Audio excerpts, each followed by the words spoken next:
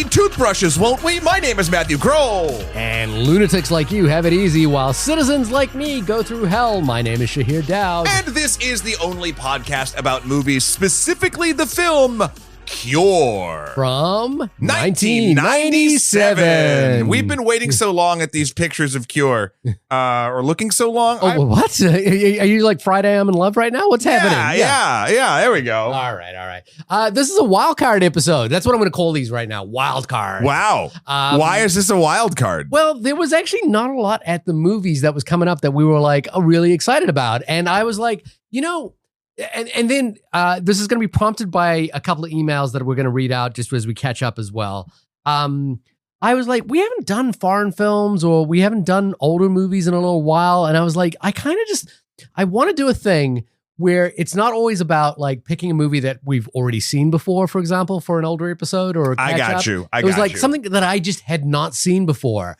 And again, this will be prompted by an email that I'm going to read out in a bit. But something I just hadn't seen before and always wanted to see. And I was like, I wish I had a podcast that I could do that with. And I was like, guess what? I was like Marty. I was like Doc Brown in Back to the Future. Time machine. I got a time machine. You got a time machine. Wow. What a fortuitous reference you just made, because for like 5 minutes on Amazon, there was the 4K Back to the Future box set available again, and it sold out instantly. Really? Yeah. They re-release that all the time. I know, but I have to snag it when it comes. Okay. Hey, everyone, if you like the movie podcast that Shahir remembered that he had, please email us in at onlymoviepodcast@gmail.com and let us know your thoughts, feelings, questions, concerns about us individually or a unit, or and then also the movies that we talk about. And then also, also, everybody, we're continuing, I should say, our YouTube journey. Mm-hmm. If you are not subscribed to the only podcast about movies YouTube, please go do that right now. It actually will help the podcast quite a bit,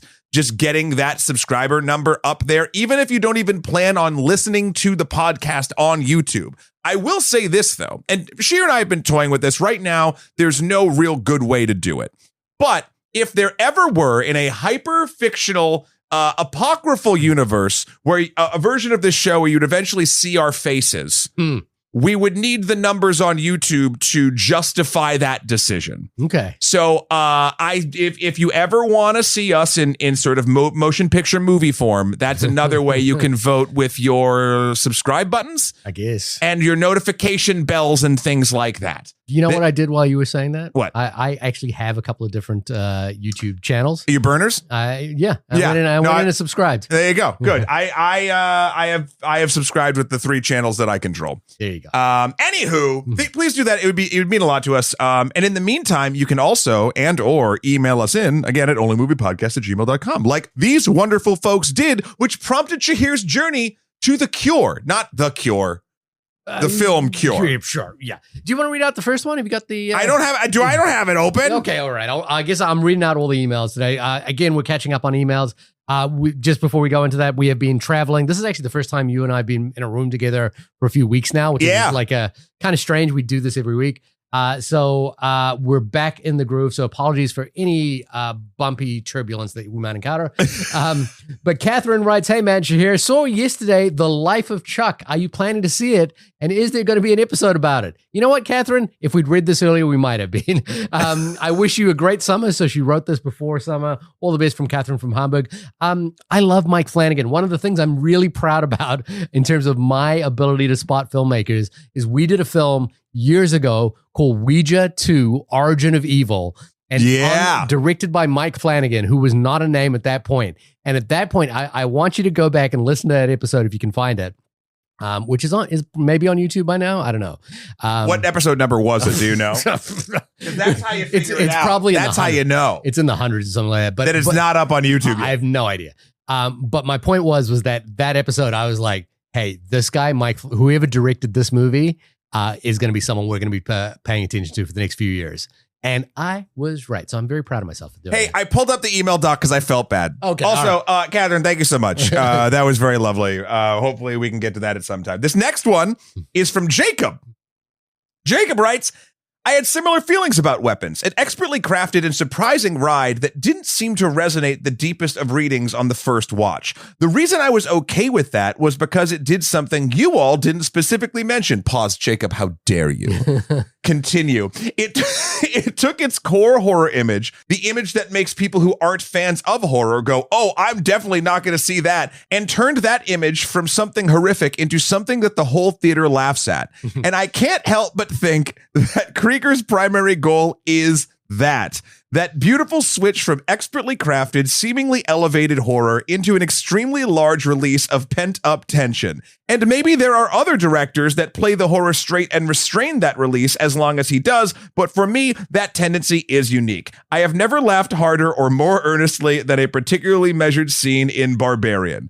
So although I am always yearning for that deep resonance, I can't help but smile at the unique experience I got, Jacob. P.S. Sketch is awesome. Yeah. Thank you, Jacob. So two things there. One is Sketch is awesome, and we should actually get to do that. Why don't we should do Sketch one of these little things. It's on rental right now, but it's like a $20 rental. Ooh. This is the one thing about us as well. You'll know if you've listened to the podcast for a long time. We're cheap. Real cheap. Like if that rental's not like $3, we ain't doing it. We're not getting the sick AdSense we used to. Yeah, exactly. But the thing is, I think that's actually an interesting reading. Jacob, I do agree with you that there is like a kind of wild frenzy to the finality of Weapons, and I don't want to reveal what it is right now for people that haven't seen it. I think I mentioned on that episode that even though it is wild and frenetic, and there's a big thing that happens at the end of it, I think for me, the sort of carrying questions that I had throughout the movie as the story revealed itself were kind of just doubled down upon by that sequence, and I didn't quite like let go. Maybe that's a me thing. I don't know. But thank you, Jake. Did you have any feelings about Weapons? I mean, I like Jacob's read of it. I think that's a very cool thing, and I totally would have thought of it if you just gave me time, Jacob. But I to be perfectly honest, I haven't thought much about Weapons since I saw it, other than whenever it's brought up, I'm like, I liked that. Yeah, I like that. It's actually really hard because a lot of people I know haven't seen the movie, and I want to talk to them about the things that I thought about the movie. But I haven't actually managed to do that because a lot of people just didn't go see that movie, as it turns out. Although it did do really well. My point being, I think a lot of dads and moms that I know who are the people that I would be interested in talking to about the movie didn't go see it. So that was kind of if only you had some sort of outlet to talk about the movie in some other way. Yeah, that's right. That's true. You can check out that episode on all the places that our podcast is. Now, this is the email that kind of prompted a lot of things, and I wanted to say this was a really lovely email. We love everyone who writes us in. You're all equal in our eyes, but we really like you the best. I wanted to. This email came in, and I responded to it, and then it kind of turned into a bit of a longer conversation, and that I really enjoyed. I was thinking about why do I respond to all our emails like this, and I realized something happened to me when I was in college once, which is actually the real reason why I take a lot of time with our emails. Which was that I was in college and I went to the US and then I moved back to New Zealand. And when we were in New Zealand, a professor that I had in the United States had written a book that we were going to be using as one of our core texts in a class I was doing in New Zealand. So I emailed that professor and was like, hey, I just wanted to let you know that, we're doing one of your books for our class. And it would be really rad if we could if I had any questions, I could bounce at you or anything like that. And that professor wrote back, please don't email me again. I don't have time for this. And I felt very, very small at that moment. I felt very, very, very silly. And the point being is that when someone emails us, I always make an effort to email back, even though it's we only get a handful of emails, that kind of thing, because I never want to reject. I never want someone to feel like their emails aren't welcome. Oh, 1,000%. Like I did in that moment. Actually, before you read this, I have a quick story about you. You prompted me entirely. I was at PAX. We're tangents. We're all tangents. I know. We're all tangents all the way down. I was at PAX West doing one of my 2 panels. And afterward, a young man came up to me and he came up and said he remembers seeing our panel like 8 years ago or something like that. Yeah. And is a continued listener of the podcast. Oh, that's right. And I told him, and I'm not going to blow up his spot yet. I told him to write us in an email, onlymoviepodcast@gmail.com, because he said he was thinking about doing it. Oh, yeah. But it was a lovely little conversation. Again, you're always running around these places, but I got the coveted Topam recognition. Yeah. And one of those is easily worth 100 other recognitions, I feel like. Yeah. We're not famous as we're Topam famous. This email came in from Ricardo, and I want to say there's going to be two parts to this. The first part, which is the initial email, I responded, which I'm not going to read that part, but I'm just going to read the response to the response. And the second part is a dance number. Yeah, well, shall we dance? Yeah. Which is a reference to The Cure, by the way. I'm going to keep them coming. Just heard your episode on Ari Aster's latest movie, Eddington, and I do agree that while really smart, it is kind of a mess. It is like a collage of many great sequences and ideas, including very clever satire, but I think it fails to wrap up in a really compelling manner. I think this movie will age rather well, but not as good as Beau is Afraid, which I think is a great and underrated film. However, I do think Eddington succeeds in representing the COVID world in a really authentic way. I think we might not yet realize it, but we as a generation will be defined semantically by the pandemic, just as Boomer's generation were defined by post-war world. Rather than late millennials or Gen Z, I think we'll be referred to as the COVID generation. Covers, perhaps, ? Now, in the universe of post-pandemic movies, I invite you to check out Radu Jude's Bad Luck Banging or Loony Porn, which is a really clever essay about the pandemic that satirizes the Romanian present-day collectivity in the same way that as Eddington tries to do with a small-town America. I think this movie will appeal a lot to Shahir's taste, which is close to mine, and I, too, really like Ari Aster's latest work. Roy Anderson's mesmerizing absurdism and always hard-to-swallow existentialism in any piece of art. For Matt, I think he will hate it, to be honest. Wow. I found that movie, and I think he's referring to Bad Luck or Banging or Loony Porn, by mere coincidence at my local theater in Mexico City after it won the Golden Bear at Berlin, and it opened the door to me to the discovery of Romanian film New Wave, which I pretty much did not know anything about. Keep up with the podcast for another 10 years. You guys are lovely and make this crazy world a tiny pinch easier to live. Just interjecting here, Bad Luck Banging or Loony Porn is a movie that I've heard great things about. He's also Radu Jude's got, I think, a version of Macbeth, I think, is coming out this year that I've been waiting to see. And it's a great movie that I won't like. Yeah, and there was a film he did last year that I really wanted to get onto our roster called Don't Expect Too Much at the End of the World. Anyway, I wrote this back to Ricardo, and I also told him a funny story about how I got into a cab once and the driver was Romanian, and we talked about Romanian movies because that was what we had in common. It was a really fun interaction. Okay. And Ricardo wrote back a lovely email. I'm not going to read all of it. It involves that interaction and talking about movies and the way we kind of share experiences with each other. Are you having an affair with Ricardo? I mean, look, it's we're getting pretty broski. And Ricardo, first you tell me I'm not going to like this cool movie. Then you start hitting on my boy. It's okay. We did exchange I exchanged you exchanged tops with him? Exchanged Top Gun memes. Oh, Top Gun memes. That's Les. Yeah, that was just me. I might have actually scared him away. You scared him away? Yeah, that tends to be what happens. Ricardo, I forgive you. Well, Ricardo wrote back after my first response. I woke up today to a horrendous, almost dystopian sound of Microsoft Teams call, which provokes in me an anxiety similar to Pavlov's dog. I proceeded to take a shower, and whilst brewing myself a cup of coffee, I received and read your email, and my day lighted up. You need to know that your podcast provides not only entertainment and knowledge, but also happiness in your community to all your listeners. Hardly does a content creator take the time to reply to an email in the way that you did, and it shows how much you care about the fans and about your community. Thanks for doing what you do. We all need reminders from time to time, so keep doing this. There's enormous value in what you do. Now, I am a little bit horrified that I read that out because I don't like to, we're not, I don't think of us as content creators. We're still two guys that just, Shahir, my official job is content creator. I know, but the podcast doesn't feel like that to but me. It is. Yeah. When I will tell you straight up, as a content creator, as my full-time job, sure, what we are doing, regardless of its size, is content creation. Sure.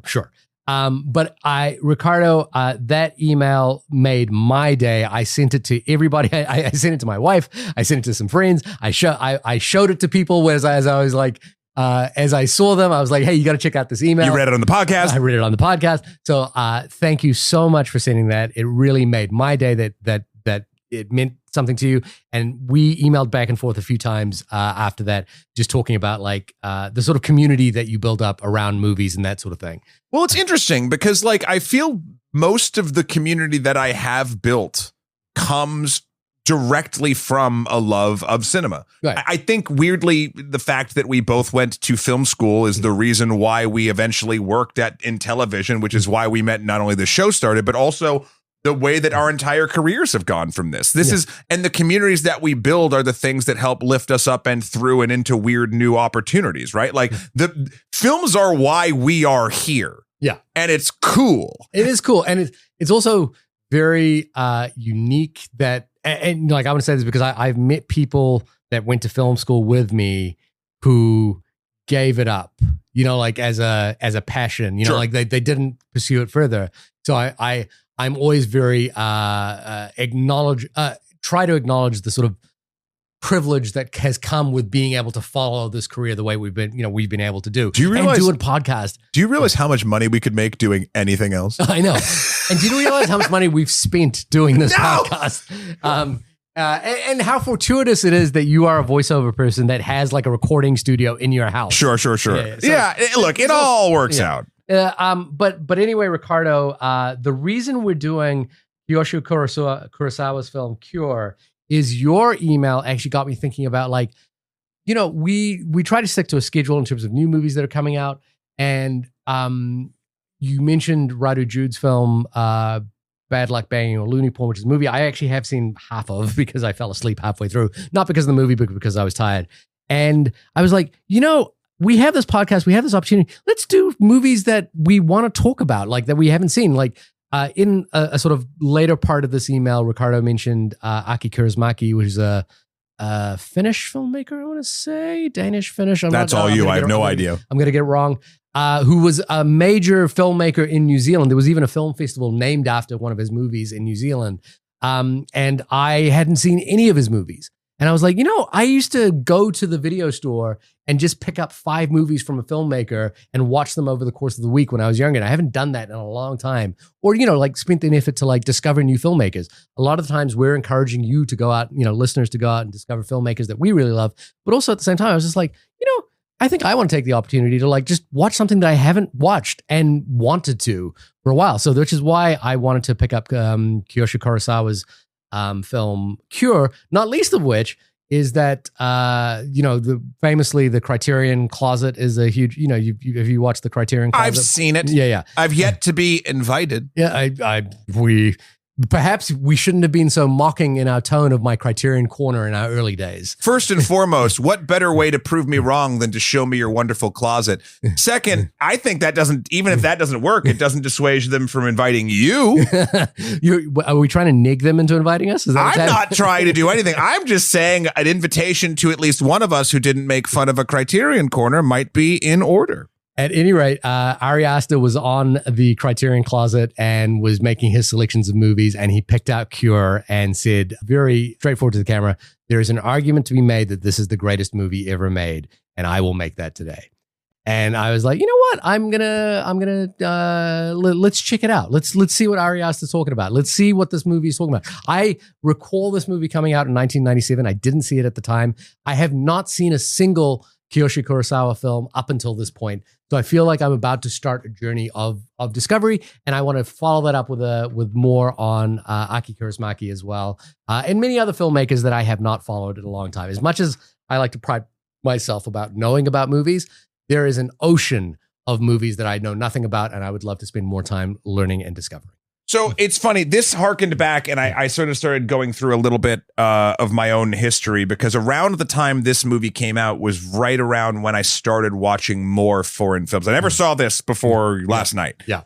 But this was even before we even get into the actual content of the film, this reminded me of a time in my life, specifically more around 2001, 2002 when I first started college. The J horror period. Yeah. And like I bought a region-free DVD player, and I was watching a ton of South Korean, Japanese, Chinese films that I just didn't have access to before DVDs made it super easy. So like the cheap and easy ones are like The Resurrection of Little Match Girl and Returner and like the things Ring like that. And Blackwater. Yeah, but even like there was some weird obscure ones whose names I have collections in like binders still, but the vibe of binders full of movies. I have binders full of movies, but the vibe of Cure really harkened back to that like cinematic tone and tenor that I really when I haven't seen one in a bit, and when I first started seeing them back in the mid like 2000s, 2001, etc.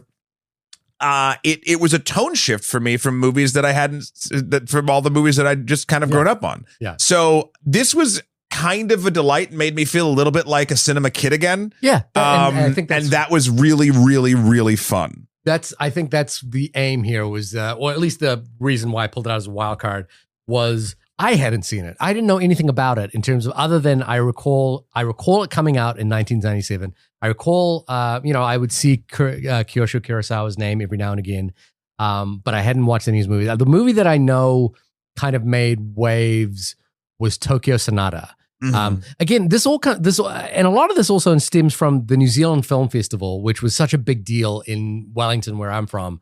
The film festival would come into town for like 2 to 3 weeks, and there would be like a movie playing every other day, and it would be the whole city would kind of converge on these like 2 or 3 theaters, and you would see people outside saying, "Hey, have you seen this one? I saw this movie the other night. Did you see this one?" And like it was just that's the way these things kind of got around.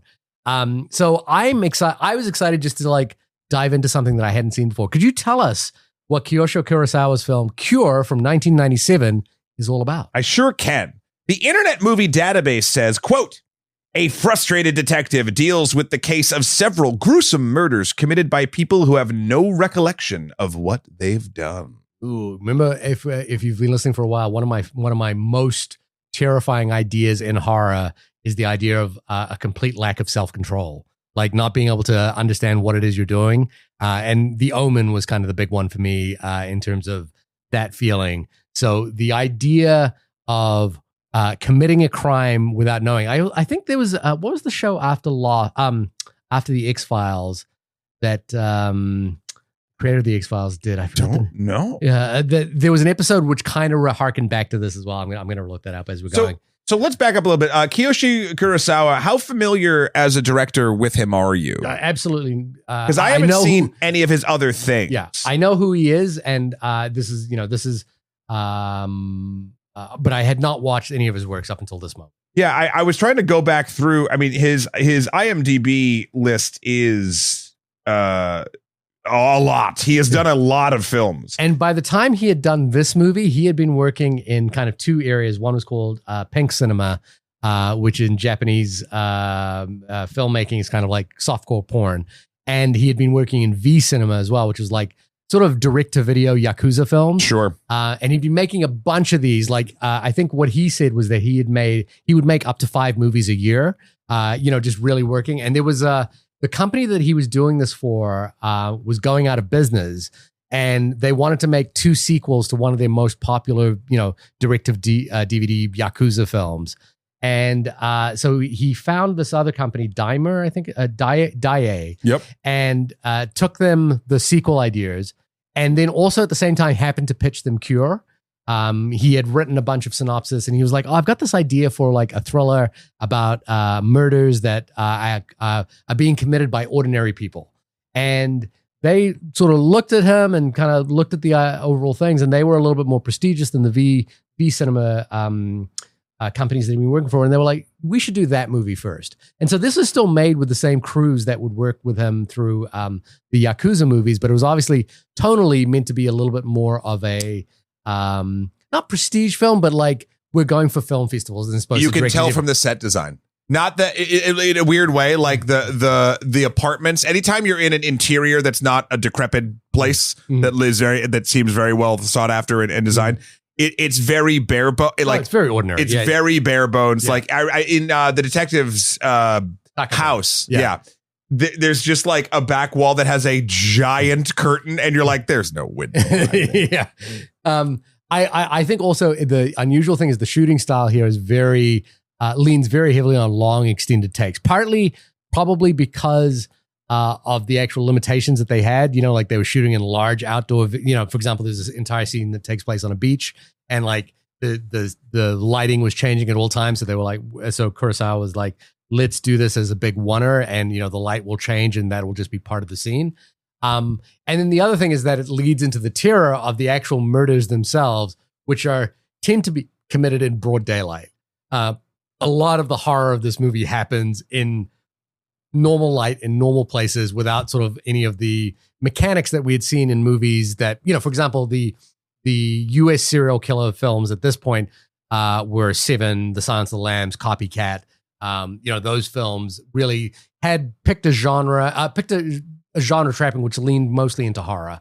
So their art to the set of John Doe 7 is a really highly art decorated apartment. Right. And the thing that's really unusual about Cure is a lot of this takes place in just ordinary spaces. Which reminds me of another serial killer film, Henry, Portrait of a Serial Killer. That's an extremely low budget serial killer film, but horror and terror that takes place in ordinary circumstances. Because the idea there is that, Kurosawa sort of talks about this as well, is like the thing that he found interesting was he'd been listening to stories of murderers where the neighbors of the murderer would always refer to that person as like, oh, he's just a nice ordinary person. That's how it always is. Yeah. And so that's where the sort of idea for this all came from.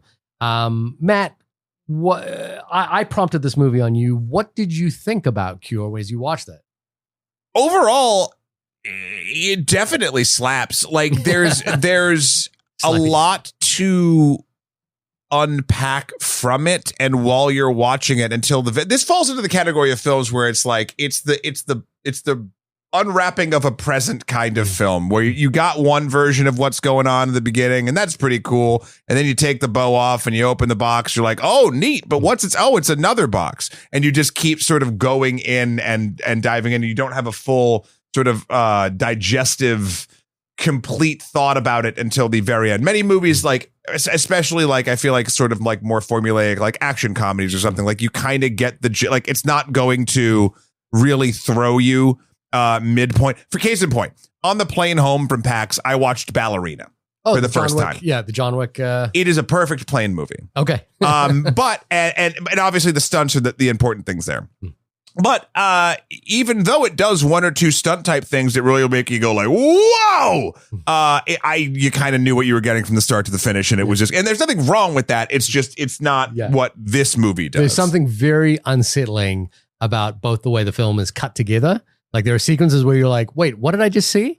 And then the way that he holds on ordinary mundane events where the worst possible thing is happening almost as though it's incidental. Yeah, I mean, so this is a minor spoiler for a thing, but I'm going to say it out of order so it kind of makes sense. There is a long one shot of two cops working outside of a police station. And then they're doing their business. They're hanging up posters. They're cleaning up something along the side. They're doing some desk work. And then all of a sudden, they're not speaking. And then one casually pulls out his pistol and shoots the other cop. Calmly, coolly. It is broad daylight. There are birds chirping, and the birds sort of change to that ominous like wub, wub, wub tone that sort of happens during it. We'll talk about that in the sound design, which is exquisite in a moment. And then he drags him inside, and it's whatever. It's all a big one shot. And there's something that I've always sort of said or thought, I might have brought it up on occasion on this podcast where, like spooky corners and ghosts and weird shit like in the dark is scary. Like the dark is scary. It's the unknown, right?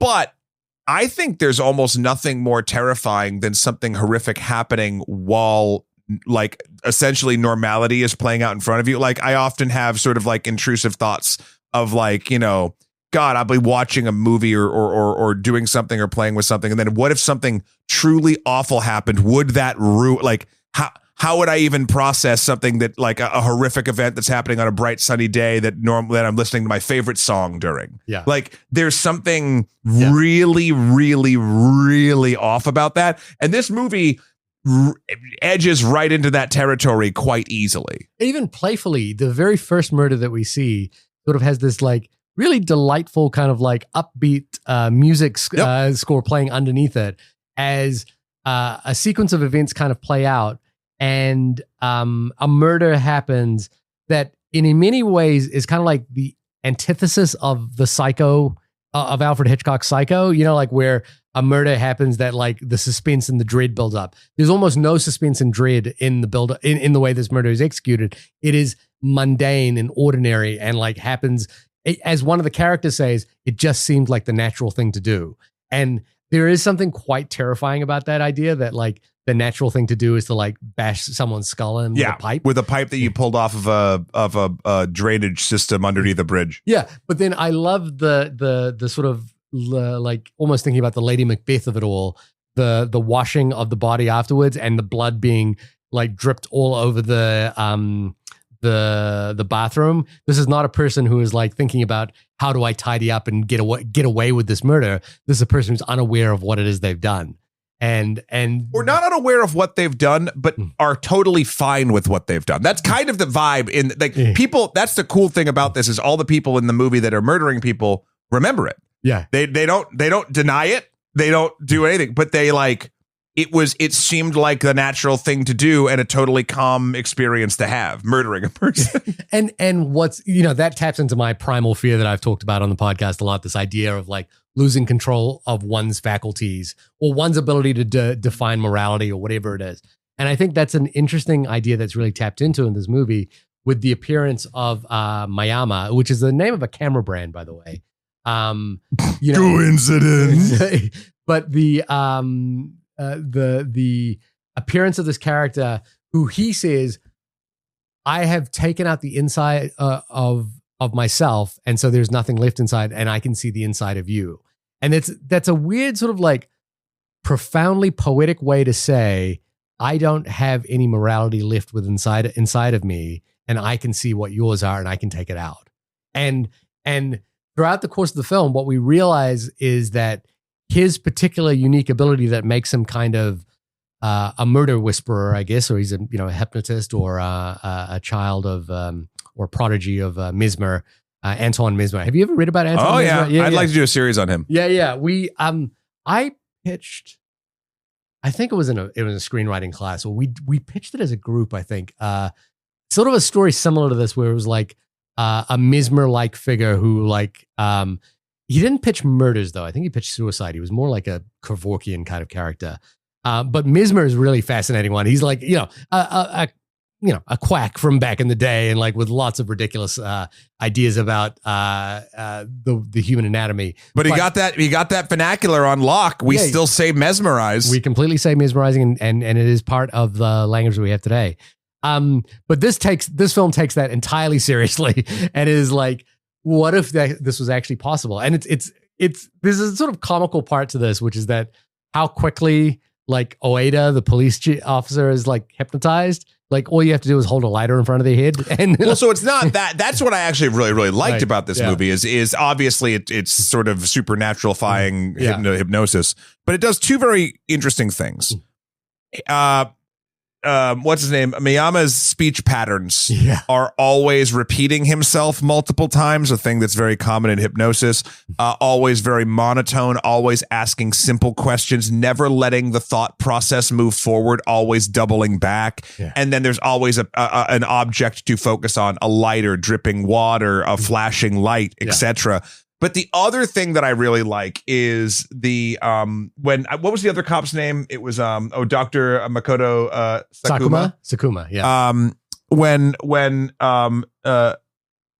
Takabe and Sakuma are talking, Sakuma says along the lines like, "Listen, hypnosis isn't going to make a person do something that they don't want to do." Exactly. And that's what makes this sort of story and the hypnosis element of it all really, really, really powerful, because it's not the same as a possession. Yeah. It's not the same as an otherworldly being entering your corporeal form and causing you to do horrible things, which we've seen movies do that all the time, right? Ghosts, poltergeists, whatever. This is like what you just said. This is a person who has the ability to basically hit the off. Once he understands you, hit the off switch on your morality. And because you want to do this, because you want to murder people, every one of these murders that happens in the movie, you learn that it's something that they kind of wanted to do, or they didn't like the person, or there was a different reason as to why.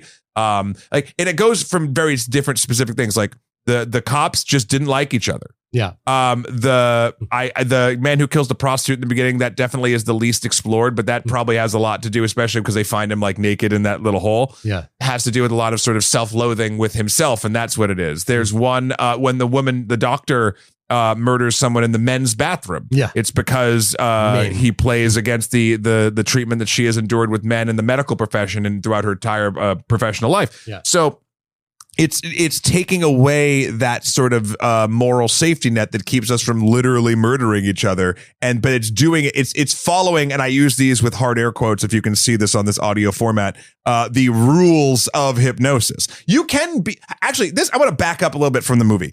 Have you ever been hypnotized? I've not. I've been to a hypnotist show, and they do that thing where they're like they they make everyone do something and then they pick the people that they think are going to come up. I was not the chosen one. Same. I sadly have not. I've always wanted to be, and that's not to say I don't think that I could be. I bet you I could be.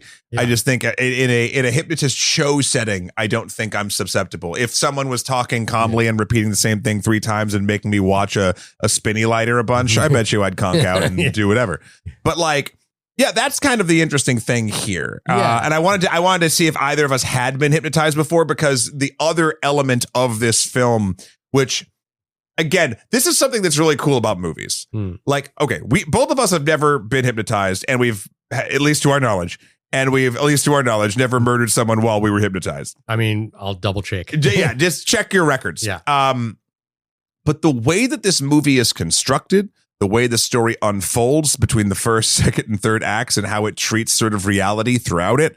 And this is with every fiber of its being. This isn't just like the story on the page. This is sound design, visuals, editing plays a huge part into this, lighting, etc.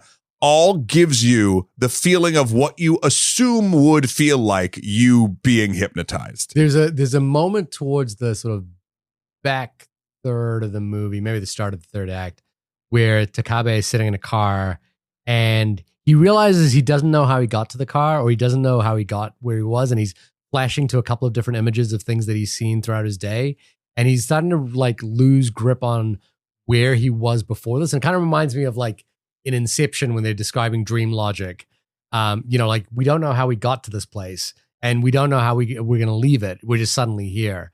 It's also a little bit Lynchian in that way as well, which is like, in Mulholland Drive, we talk about the dream sort of logic of that film. And I think, even if it's like really sort of based on sort of loose Freudian ideas, the ego and the superego and the id, this is like basically what Mayama does is he unlocks the id from being restrained by the superego. Sure. He basically brings into reality your basest instincts. And in this case, there are often instincts that are being imposed upon these characters by the societal functions that they live in. In the case of the cop, it's like, I need to be polite because we're in this like tiny police box, and I don't want you here, but you're here. And then in the worst case, and this is the grand spoiler. Spoilers now. Yeah, the grand spoiler for the movie is that Takabe's wife, who opens the movie, by the way, when she's reading an excerpt from Bluebeard. Mm-hmm. Bluebeard famously was a person who murdered his wives, and Bluebeard's daughter murdered him, or something like that. Unfortunately, that's some foreshadowing, maybe even five shadowing. Yeah, there is a. We are 30 years removed from this movie, and a lot of crime thrillers have come out since that time.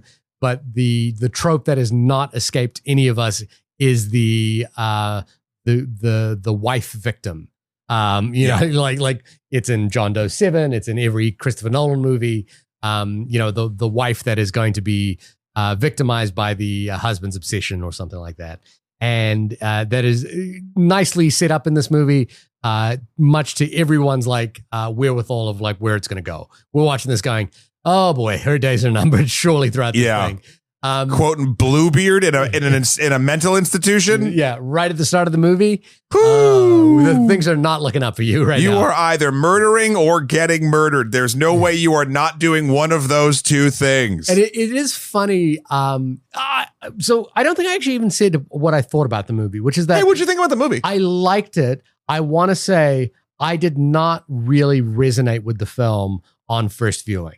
I've thought a lot about the movie. I've done a bunch of reading on it. It's on the Criterion channel where there's a bunch of essays you can read about it. I'm very aware of its place in cinema history. Ari Aster saying that thing, it's like quite possibly one of the greatest movies ever made. And so I kind of wonder about like second repeat viewings of this, but like on first viewing, I felt a little underwhelmed in terms of like, okay, that's the reveal. I kind of knew what the reveal was going to be. But I was really impressed by how the film got under my skin. Like really got under my skin in terms of like how the hypnosis works and how Mayama talks. Like I was very irritated by Mayama. Yeah. Every time he come on screen, I was just like, oh God, this guy. This fucking guy. Yeah, this hippie slacker. Like I was just like, please just answer the question. You know, like I was like, he's hypnotizing you. He can't. He's too busy. But I would have loved if he tried to hypnotize me, because the first thing I would have done was hit him. Well, okay. This is I think my sadly American sensibilities.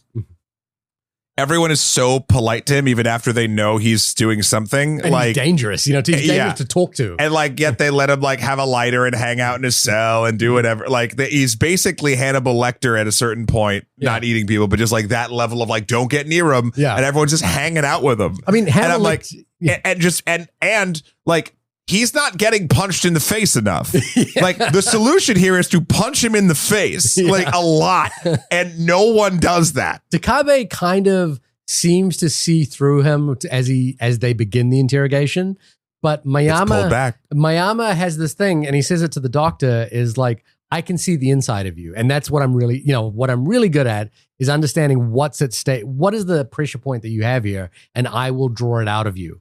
And there's a moment where Takabe kind of like seems to want to return to talk to him, because not only is he falling under his spell, but he's also kind of relishing the idea that he gets to talk about his wife in a way, or he gets to like vent about his wife in a way that he doesn't really get to do in polite society. And that might be something interesting about like, to talk about Japanese culture in some way, that the way that the film kind of plays it, which is that this air of extreme politeness around each other, or formality around each other, that gets really stripped away by what Mayama does. Well, so we also haven't really talked about specifically Takabe and his wife, whose name I'm trying to find the character's name. Is it Kimura? Yeah, I'm not entirely sure. But she has I'm trying to remember if they actually ever named the condition. Fumi. Yeah. Do they actually name her condition? Is she's not schizophrenic? She's It's interesting. I went back and watched a documentary about the film, or a video essay about it, and they mentioned the fact that in the opening sequence where the doctor is writing notes, he does mention schizophrenia in there,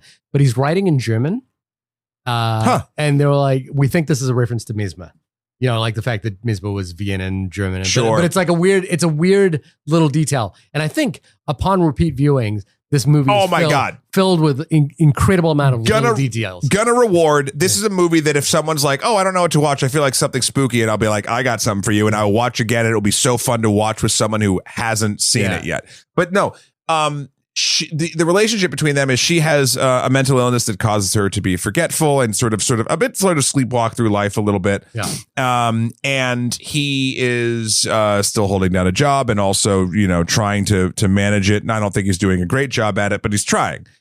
And that even if you love someone with your whole entire being, you definitely would it would be a frustrating situation to be in. But there is there's a kind of, I guess, having been married, there's a comical air to the expectations that he has on her, which is that he comes home and she prepares like a full meal for him, and then there's obviously some part of his schizophrenia or the mental illness where later on in the film, and I think this ties in beautifully to the very, very ending of the movie. Yeah. But he comes home and there's an uncooked steak in front of her. And like there was a disconnect in my head, because I was like, oh, if my wife left me out a steak to cook, that's really nice. And I didn't realize until later what he was upset about was the fact that she didn't cook his steak. Well, I think so. To be fair to the character, I don't think he's upset that she didn't cook his steak. I think it's a reminder to him of his situation and their situation. Yeah. This woman that he loves has degraded to the point where the coffer isn't being filled in the relationship. That's not like a terribly fair thing to say, but like it is no one's fault, and I do not think is reacting well. No, but the degree of care that he has to do is basically he goes to his job during the day, he comes home at night, and like the house is tight. Like the most annoying thing is the washing machine is on. Yeah. Oh my God. But granted, the washing machine, also the sound design, which I'm sure we'll touch on in a minute, like that plays a huge role in it, and sort of the representation of the undercurrent of not quite knowing what's going on, or something affecting your mind in a way that you weren't expecting. Yeah. So the undercurrent with him and sort of being able to the psychopath who's hypnotizing everybody, like vent about this because you can't vent about it sort of anywhere else is interesting, but and a good tonal moment in the movie. But it is the thing that truly just like invites him in to like become part of this problem. Yeah, Miyama's kind of like a vampire in that situation. Is that he will find a way to invite himself into your life, and then as he does, he'll unhinge you. Yeah, and it is quite a sort of a terrifying idea. The sequence where Takabe and Miyama talk, I think it's the second time they talk, and it starts raining outside, and the water kind of seeps through the ceiling onto the flame that Takabe is kind of put next to him. Is extraordinarily beautiful and like so well thought out. There's so many things in this movie that at first glance you're like supernatural, and then you're like, no, yeah, it's either shot that way to give you that vibe, or this is giving you the feeling, and you don't quite know what's real and what isn't going in the specific moments of a hypnotizing moment of what's going on. Yeah, and as we sort of, this then does have the classic. We enter the lair of the killer. Like his actual, he lives in a sort of junkyard where he's been running experiments or something like that, including with monkeys and a tied up monkey in his bathroom. There's a kind of, I didn't quite get the monkeys, because it didn't. Tying up a monkey in a crisscrossy way doesn't really scream hypnosis to me. No, I don't. Maybe there's mesmer research with monkeys that I'm not familiar with. I don't have an answer for this. Like I can think of, we talked about last week, or in the Weapons movie, we talked about how if you're on the sort of mood train or the vibe train of the movie, you will allow things to happen that you don't understand, because your brain will be like, well, I need to make sense of this. And if you're not on the vibe train, you'll be like, well, none of this makes sense and this is nonsense. Yeah, I'm on the vibe train. Yeah. I'm here. Choo choo. That was the one thing I was like, well, this doesn't tie with anything that's going on, other than it felt like, well, that's a cool image of a monkey's arms and legs crossed and tied on a pole. Like that's creepy, right? Yeah. Like it didn't feel like it was connected to mesmer or the research, or even the other thing about this movie that I really appreciate, and this wasn't tied to that either, was the fact that the hypnosis from Miyama and eventually possibly others is more of a contagion or something you can get infected with that then continues on. Yeah. And I found that really interesting. I especially because, and we'll talk about the ending when we get there, so maybe I'm jumping the gun. Yeah. But the way that like something like this is true danger is that it sort of hides in plain sight and can jump from person to person, which is, I think, what the ending is really getting at. The way I sort of I squared the monkey thing in my head is that I tied it to another movie, which is The Vanishing, the George Sluza movie. Not the creator? Not the creator with the monkeys and the grenades? That is the same monkey, by the way. Yeah. No, but there was a scene in The Vanishing where the evil person in The Vanishing sort of talks about like what, because he is a psychology student in that film as well, but he says like he knew the difference between him and other people was that he was standing on a ledge and he thought about jumping. He had intrusive thoughts about jumping, and other people wouldn't, but he did. And I wondered about the Miyama on his own experimenting on the monkey, wondering what is it I am capable of. And that's like how I squared it away. There's nothing in the movie that says that is the answer.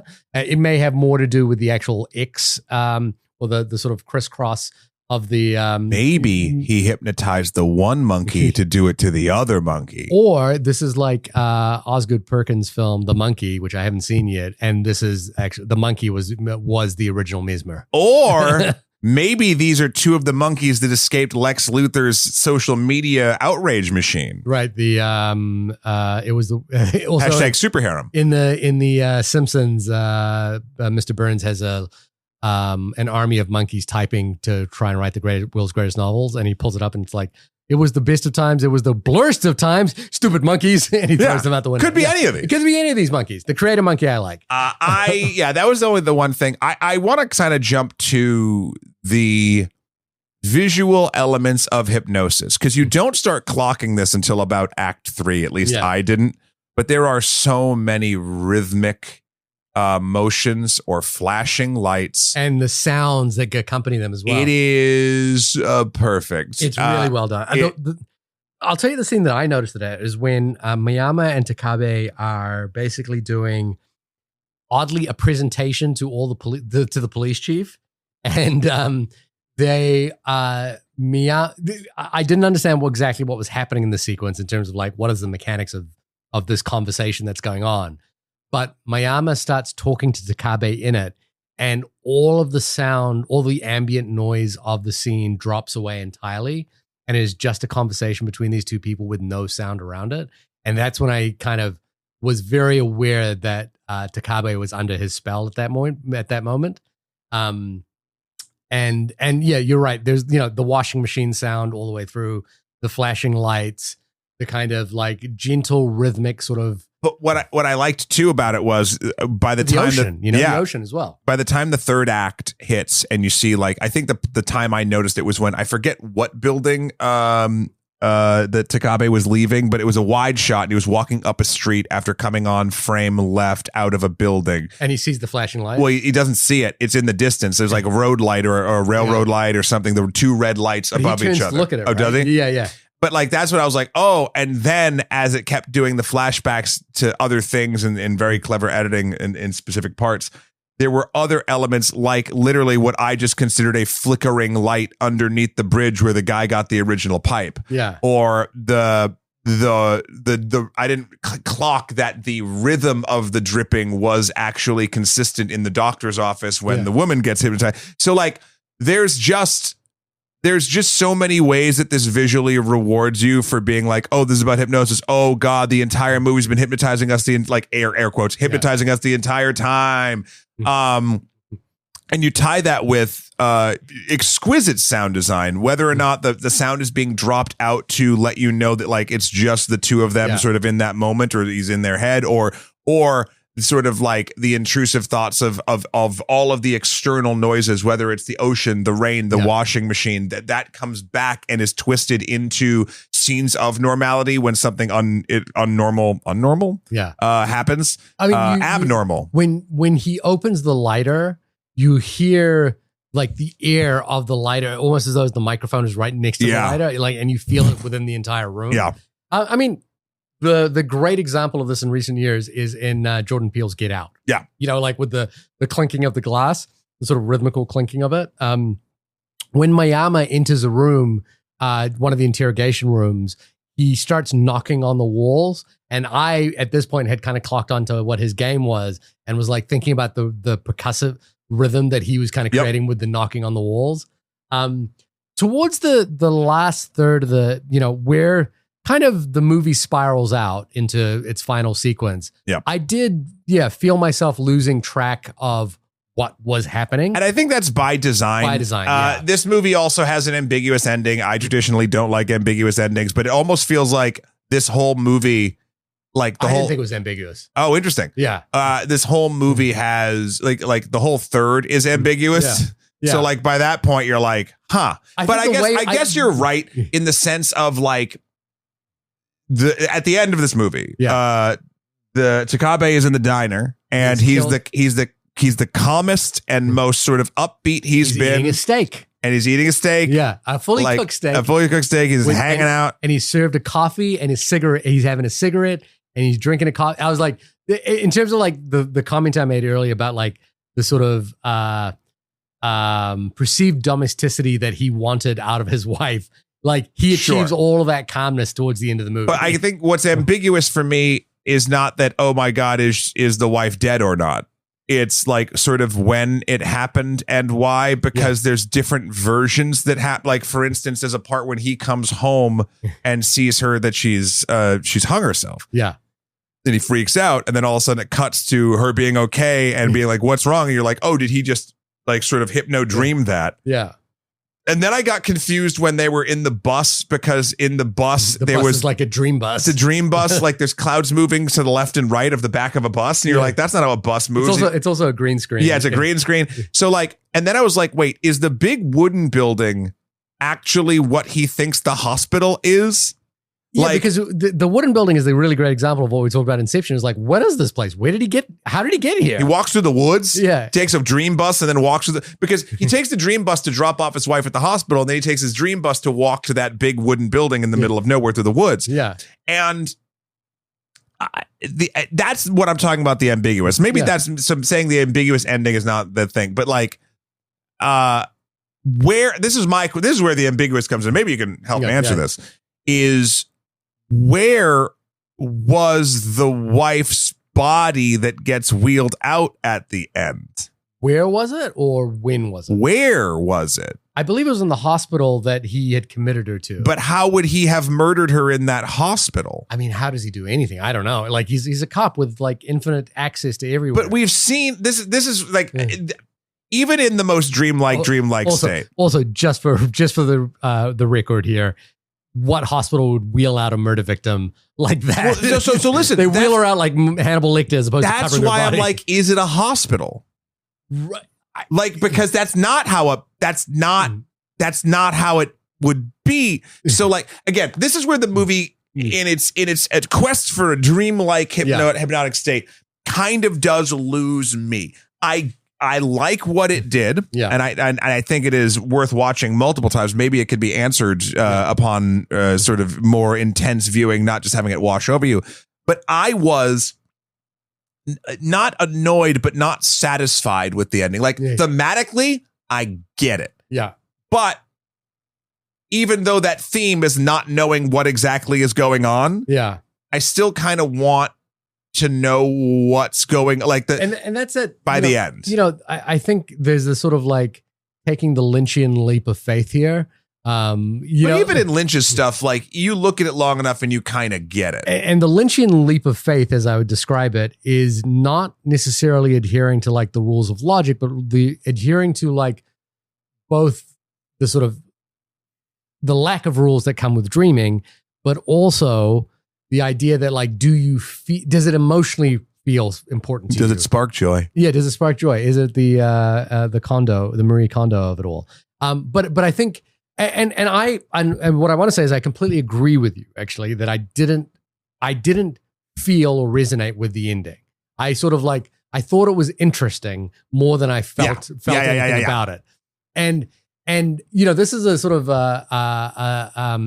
a fault of the kind of criticism that we do in terms of, you know, discussing the movie in this way. Sometimes we're looking for like how to decipher the logic of the film, but like, you know, as we've kind of just, and I'm as guilty of that. Just listen to our episode on Weapons, which is the problem that I had with that movie, was not being able to latch onto the logic of the movie.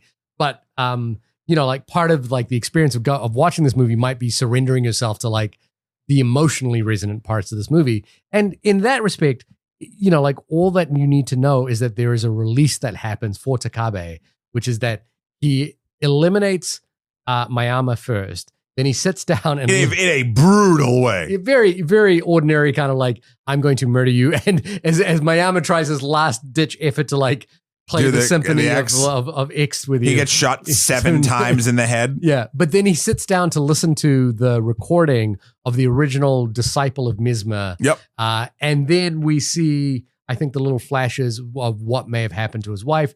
And then he is calm. He is at the restaurant eating his steak in all sort of blissful domesticity that he wants. You know, like I sort of found it amusing that he eats a steak, smokes a cigarette, and drinks a cup of coffee. I was like, there is no more manly a man that is ever manned. I don't know about that. I think the thing that also bugged me too, and again, it's like the time gets wibbledy wobbledy. Yeah. Like had Miyama like already infected him enough. Like, because he listens to the thing, and is that the thing that drives him? And then if what case, like when does what happen? Like, again, It doesn't matter. And you're right. No, you're wrong. Okay. I don't think it's unfair of us to criticize that not working in Weapons, even when you didn't connect with it in that, or us to criticize this movie because, and this will sort of circle to, I think, one of my final points that I find interesting and I can't sort of square with is we have institutional knowledge of storytelling. And yes, we can look at something in a purely emotional way. Like there's, Pigeon Sat on a Branch or like any of these things like but even then there's like small story elements and what it's, even though it's predominantly emotional, there's still a through line of narrative that like gets you through what's going on. Yeah. This sort of kind of is so out there by the end and doesn't quite know the timeline of what's going on. It did irk me slightly, but the thing I want to kind of pivot to is something that, unless we take a lot of time, you and I, for instance, will never be able to do with this film or many others. And that is experience it truly in its native language if we were native speakers. Right. Now, again, subtitles were fine. I did not watch it dubbed. I watched it subbed. Yeah. I don't think is there a dub of this? I have no idea. Yeah.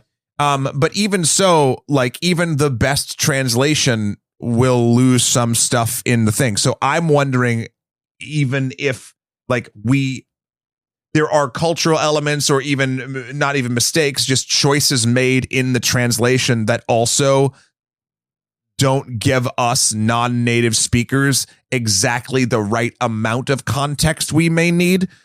Again, I don't think that's the save of the movie. And there's a secret if you only speak native Japanese. Like, do you know what I mean? Yeah. But there's a movie is a sum of its parts, and that is one more hurdle to, especially with the movie that is intent on making it very, very confusing on purpose. Yeah. That would be helpful. The analogy that I would use is coming back to one of the greatest animated films that has been made by Pixar in the last 10 years. And that is Inside Out. And in Inside Out, there's a sequence where her subconscious is creating the dreams for her as she's asleep. And I think Anxiety goes down there, which is played by Bill Hader. And he's like, none of this makes any sense. There's a unicorn jumping up and down here who was once a monkey or something.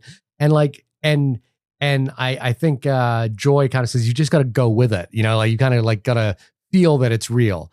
But there's a moment where the walls fall down and, the main girl, I've forgotten her name now, kind of realizes that the dream is falling apart and it doesn't work anymore because the logic of it, even the sort of like loose logic of it kind of falls apart. And I think when we're watching it at this point, we are questioning the loose logic of this film as opposed to going along with like the dream logic where a unicorn can become a bear or whatever. But I would posit, and again, this is not, I want to make it very clear. I don't think this is, my next sentence does not mean this movie is bad in any way, shape, or form. This movie is brilliant. Yeah. But for me personally, that's the movie's job to get me on board, to get into that native space. Yeah. And it didn't for whatever reason. Yeah. And so I start to question where many times I think in Weapons, I actually didn't. Yeah. So, I don't want to hand wave that away. And again, I also know that like mileage varies, right? Yeah. Like this could totally just work for tons of people. And maybe it didn't work for me. It didn't work for you. All in all, and I know we've been yammering on back and forth and mostly singing praise. And I think rightfully so. This movie is something really special. It's an experience that I really hadn't had with a film in a long time.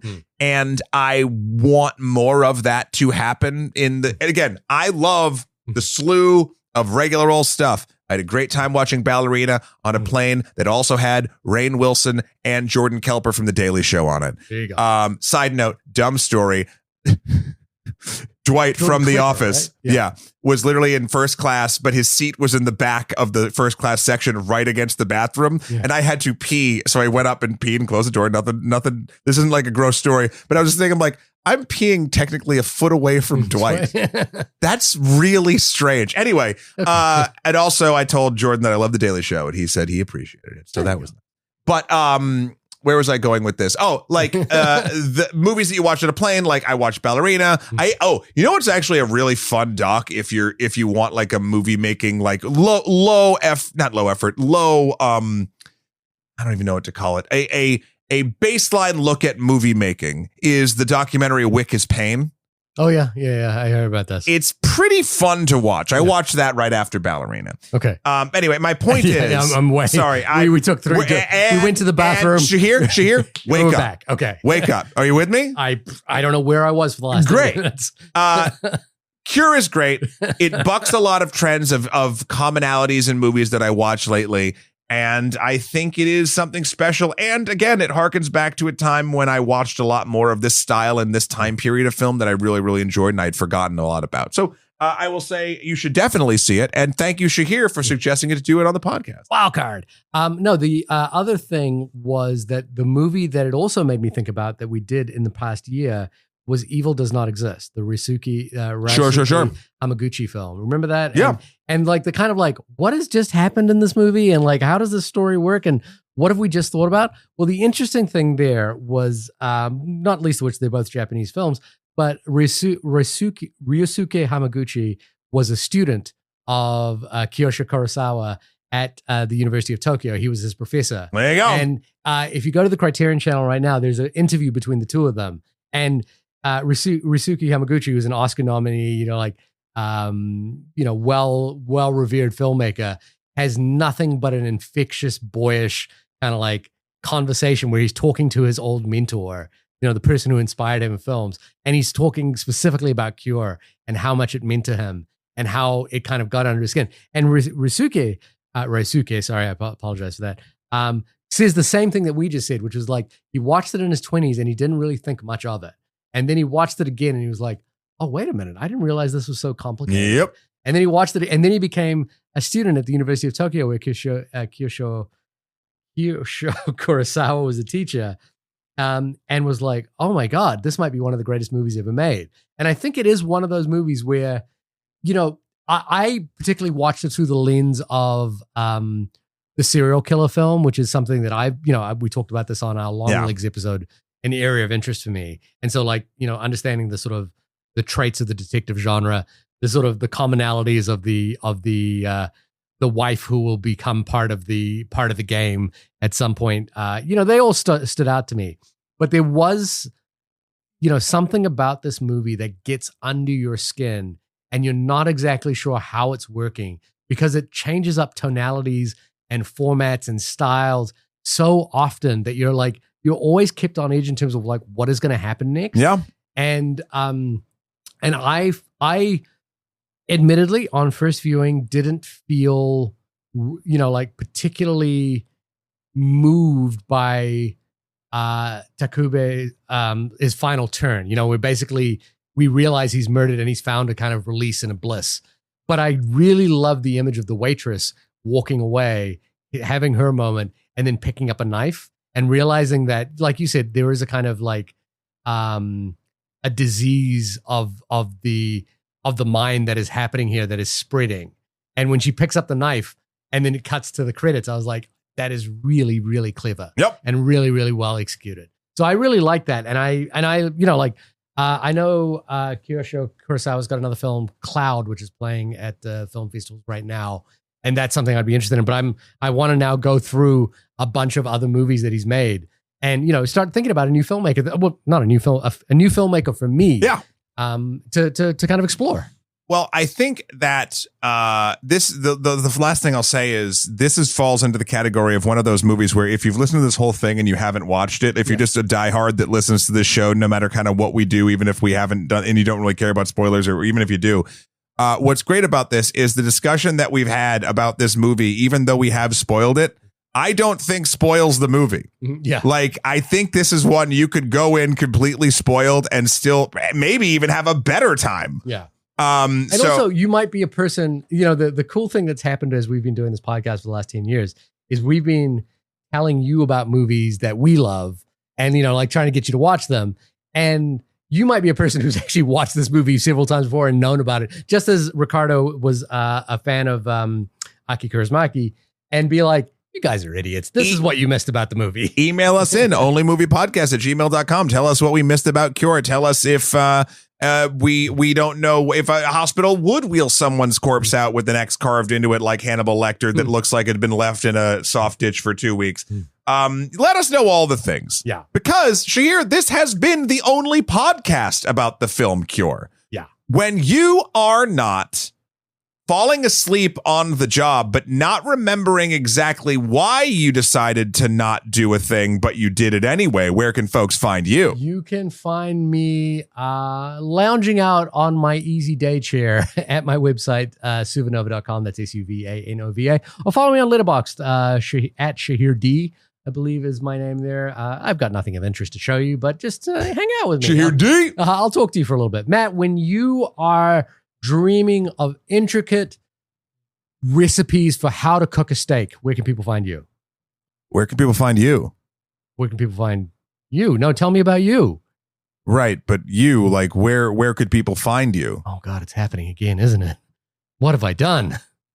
You can find me over my website, Extra Credits and Extra History, over on the YouTube machine. I believe by the time this airs, buckle up, Buttercups, because we are going to have the first episode of our History of American Mass Deportation series coming out. No, it couldn't be more timely. 1930s to 1960s. Oh boy. No, I am incredibly proud of the work the team and myself have done on that series. It is poignant. It is, in my opinion, not preachy. Okay. It is just sort of telling the history of how America has done this in the past and how the current administration is kind of like trying to take notes, but like everything's still like, it's just not as effective even at the bad stuff. I don't know. It's weird. You'll see it. You'll see it. Next week, we'll probably be back with another wild card film. We should just throw wild cards in there. I'm enjoying it. I enjoy the idea of a wild card. Well, I'll see if I can find something that has slipped through the radar or something along those lines. You know, the movie I actually caught up again that we maybe should do an episode on, Jamie kind of recommended as we should do an evergreen on, was Grosse Pointe Blank. Oh, God, I'd do that in a heartbeat. I rewatched Grosse Pointe Blank about a week ago, and I was like, God damn. Actually, I did draft that on the Screen Drafts podcast for one of my best action comedies. It was quite controversial. Oh, really? Yeah. I rewatched it a week ago just because it was on, it's on the Criterion Channel as like 90s films.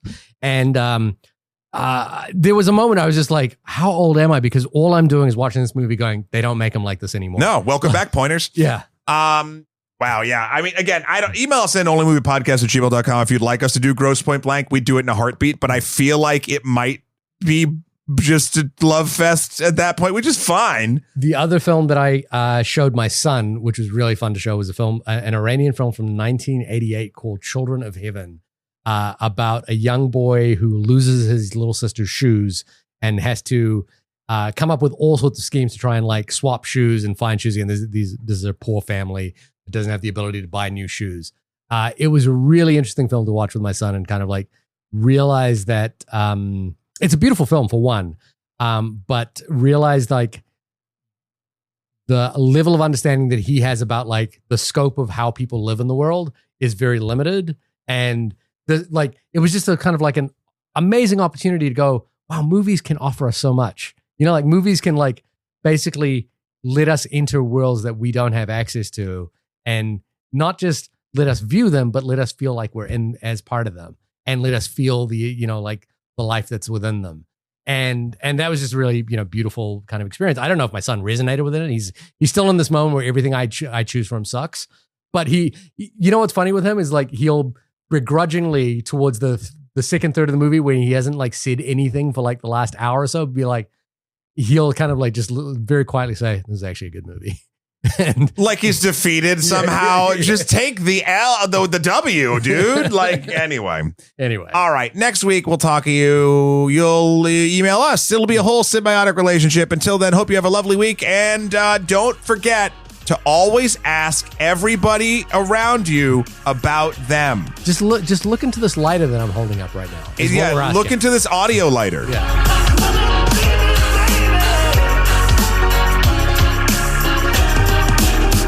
Did it work?